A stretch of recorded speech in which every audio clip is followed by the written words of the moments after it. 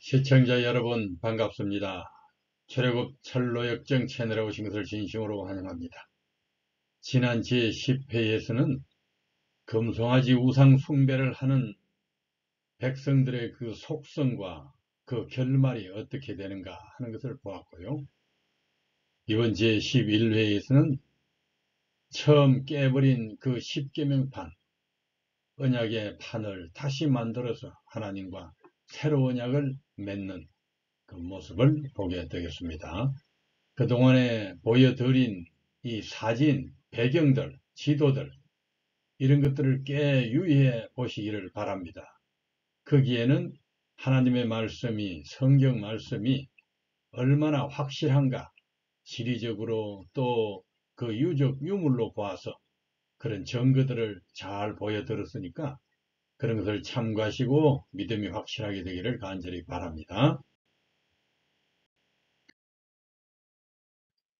자, 여기 보여드리는 사진은 시내산에서 모세가 두 번째 십계명판을 만들어 올라가서 하나님께서 십계명을 기록해 주시고, 또 모세가 여러 차례 하나님을 배우러 산에 올라갔었는데, 이제 한번 하나님을 보고 싶어 할 때에 하나님께서 인생에게 한 번도 당신을 나타내 보이신 적이 없지만은 모세에서는 당신을 보여주시고, 하나님을 본 모세는 그 얼굴에 광채가 너무 특심해서 내려오는 동안에 백성들이 눈을 들어 모세를 바라볼 수 없었던 그런 광경을 상상하면서 여기 한 여인이 시내산을 지금 바라보는 그런 장면을 그렸습니다. 두 번째 십계명판을 받고 하나님을 대면한 후에 모세의 얼굴에는 광채가 특심했더라. 하나님의 빛이신 하나님을 아주 한 번만 이렇게 뒤에서 쳐다만 보아도 인간에게 이와 같은 광채가 비치는 것은 우리가 하나님을 배우고 명상할 때에 우리 속에서 비쳐나가는 영적 광채, 그런 것을 또 의미하기도 합니다. 이 사진은 시내산에 있는 유적들과 사건들이 일어났던 위치를 보여줍니다.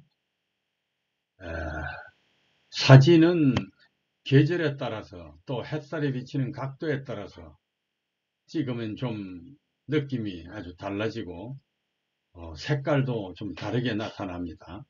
그것을 감안해서 보시면 지금까지 보여드린 사진이 아주 일목요연하게 현장을 확인하는 데 크게 도움이 될 것입니다.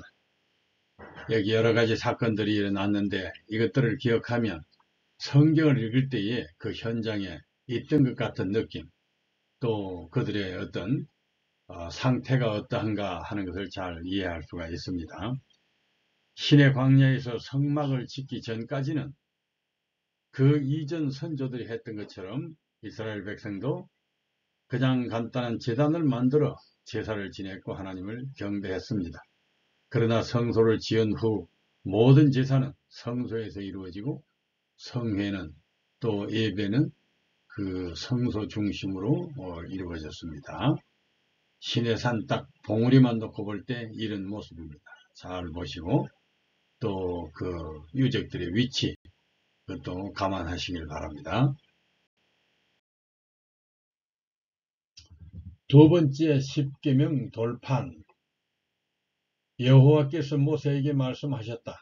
너는 두 돌판을 처음 것과 같이 깎아 만들어라.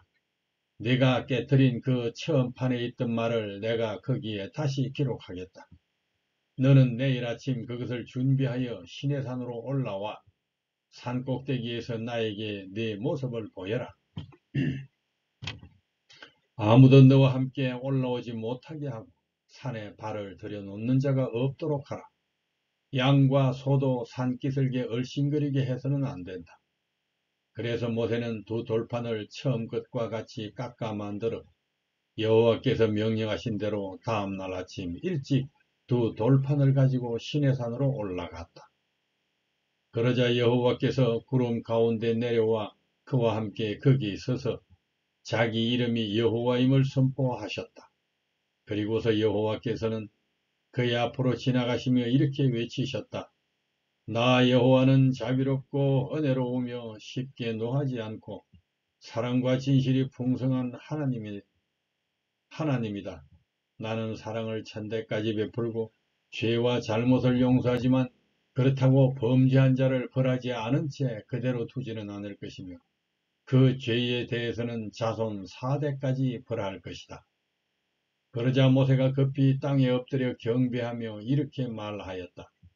여호와여, 내가 만일 주께 은총을 입었거든 주께서 우리와 함께 가소서. 이 백성이 말을 잘 듣지 않는 고집센 백성이긴 하지만 우리의 죄와 잘못을 용서하시고 우리를 주의 백성으로 받아주소서. 그 대답에 내가 친히 가리라. 내가 너를 편케하리라 하고 하나님께서 대답하셨다. 그러나 모세는 아직도 만족하지 않았다. 하나님께서 이스라엘을 완고하고 회개하지 않은 그대로 놓아두시면 무서운 결과가 일어날 것이라는 생각이 그의 영혼을 억눌렀다. 그는 자신의 생명이 동포들의 생명과 분리되는 것을 참을 수 없어서 하나님의 은총이 그분의 백성들에게 다시 회복되도록 그리고 그분의 임재의 표적이 계속 그들의 여행을 지도하여 주시기를 기도하였다. 주께서 친히 가지 아니하시려거든 우리를 이곳에서 올려보내지 마옵소서. 나와 주의 백성이 주의 목전에 은총을 입은 줄을 무엇으로 알리이까? 주께서 우리와 함께 행하심으로 나와 주의 백성을 천하 만민 중에 구별하심이 아니니까. 여호와께서는 너의 말하는 이 일도 내가 응하리니 너는 내 목전에 은총을 입었고 내가 이름으로도 너를 알미니라고 말씀하셨다. 모세는 탄원을 그치지 않았다. 모든 기도가 다 응답되었으나 그는 하나님의 은총에 대한 더 큰 증거들을 갈망했다. 그는 이제 지금까지 어떤 인간도 해본 일이 없는 요구, 곧 원컨대 주의 영광을 내게 보이소서라고 요구했다. 감히 하나님과의 대면을 요구하였다.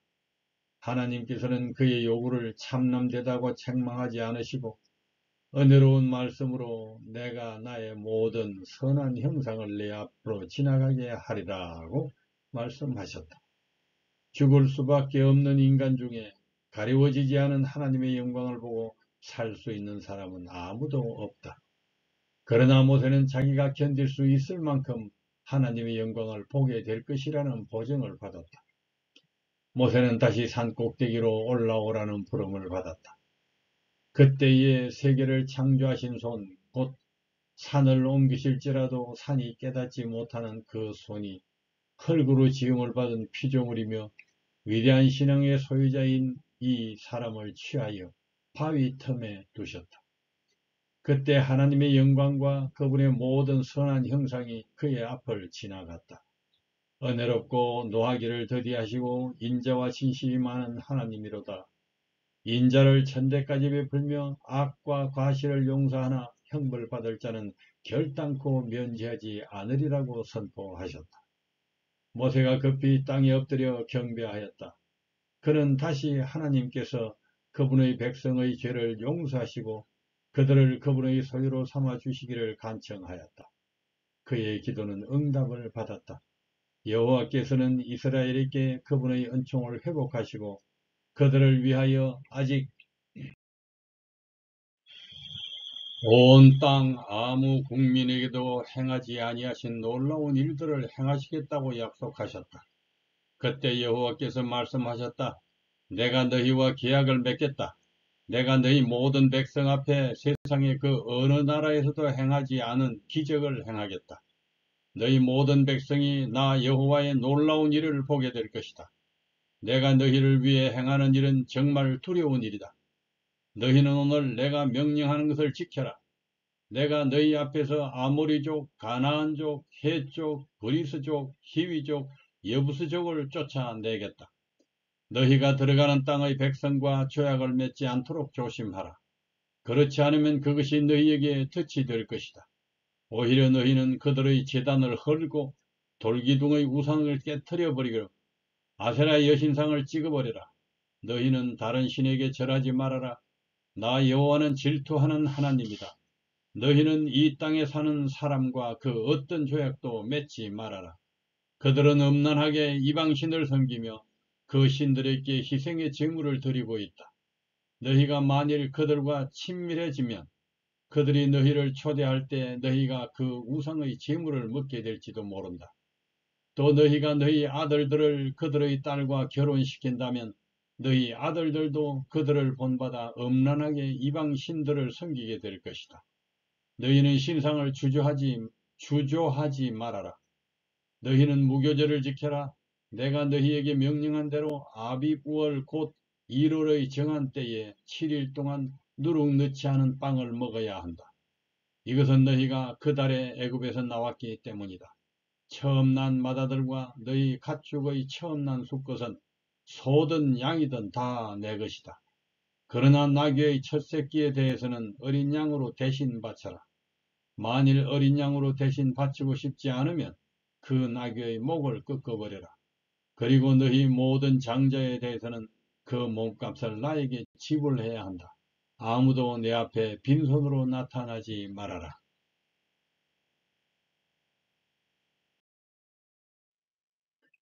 너희는 6일 동안 일하고 7일째 되는 날에는 쉬어라. 밭을 갈 때나 추수할 때에도 쉬어야 한다. 너희는 밀의 첫 수확을 거두어 들일 때 7절을 지키고 농산물을 거두어 들여 저장하는 연말에는 수장절을 지켜라. 너희 모든 남자들은 매년 3번씩 이스라엘의 하나님 나 주 여호와에게 경배하러 와야 한다. 내가 이방 민족을 너희 앞에서 쫓아내고 너희 영토를 넓히겠다. 너희가 매년 3번씩 나 여호와 너희 하나님에게 경배하러 올 때에는 아무도 너희 땅을 탐내어 침범하지 못하게 할 것이다. 너희는 희생 제물의 피를 누룩 섞은 빵과 함께 나에게 바치지 말고 유월절 제물을 다음날 아침까지 남겨두지 말아라. 너희는 너희가 추수한 첫 열매 중에서 제일 좋은 것을 너희 하나님 나 여호와의 집으로 가져오너라. 너희는 염소 새끼를 그 어미의 젖으로 삼지 말아라. 그리고서 여호와께서는 모세에게 너는 이 말들을 기록하라.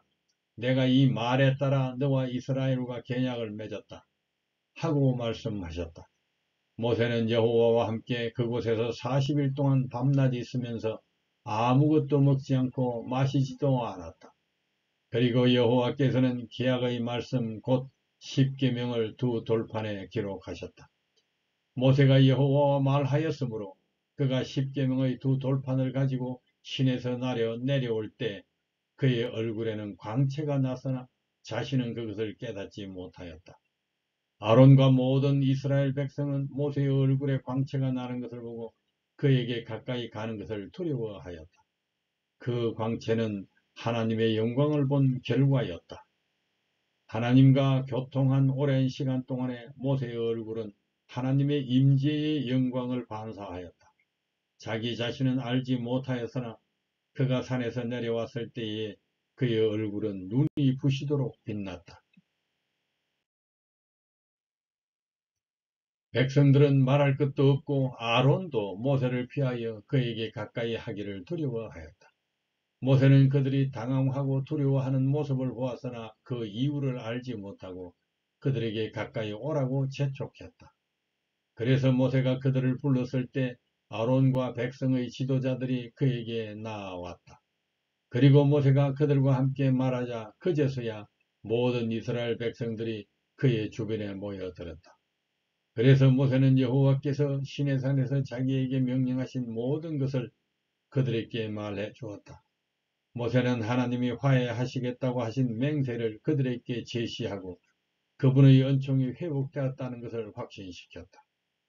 모세는 하던 말을 마치고 수건으로 자기 얼굴을 가렸다. 그러나 그가 여호와 앞에 들어가서 여호와께 말할 때에는 수건을 벗었다. 그가 나와서 여호와의 명령을 백성들에게 전할 때 백성들이 그의 얼굴이 광채가 나는 것을 두려워하므로 모세는 여호와께 말하러 갈 때까지 다시 수건으로 자기 얼굴을 가렸다. 모세는 그에게 전할 기별이 많았다. 그들에게 전할 기별이 많았다. 그러므로 그들이 겁내는 것을 민망스럽게 생각하여 그는 얼굴을 수건으로 가리웠다. 그때 후로는 하나님과 교통하고 진으로 돌아올 때마다 계속 그렇게 했다. 하나님께서는 이 빛으로 그분의 율법의 거룩하고 고매한 특성과 그리스도를 통하여 나타낸 복음의 영광에 대하여 이스라엘 백성에게 감명을 주시고자 계획하셨다. 모세는 그리스도의 표상이었다. 백성들이 그의 얼굴의 영광을 보고 견딜 수 없었기 때문에 이스라엘의 중보자가 자기의 얼굴을 가리운 것처럼 신성한 중보자이신 그리스도께서도 그분이 세상에 오실 때에 그분의 신성을 인성으로 가리셨다. 만일 그리스도께서 하늘의 광명을 입고 오셨다면 그는 죄 많은 사람들에게 접근하실 수 없었을 것이다. 왜냐하면 그들은 그분의 임재의 영광을 견디지 못했을 것이기 때문이다. 그러므로 그분은 타락한 인류에게 접근하셔서 그들을 구원하시기 위하여 자신을 낮추시고 죄 있는 육신의 모양을 입으셨다. 인카네이션 성육신 하셨다. 모세의 얼굴의 광채가 이렇게 영적으로 깊은 의미가 있다.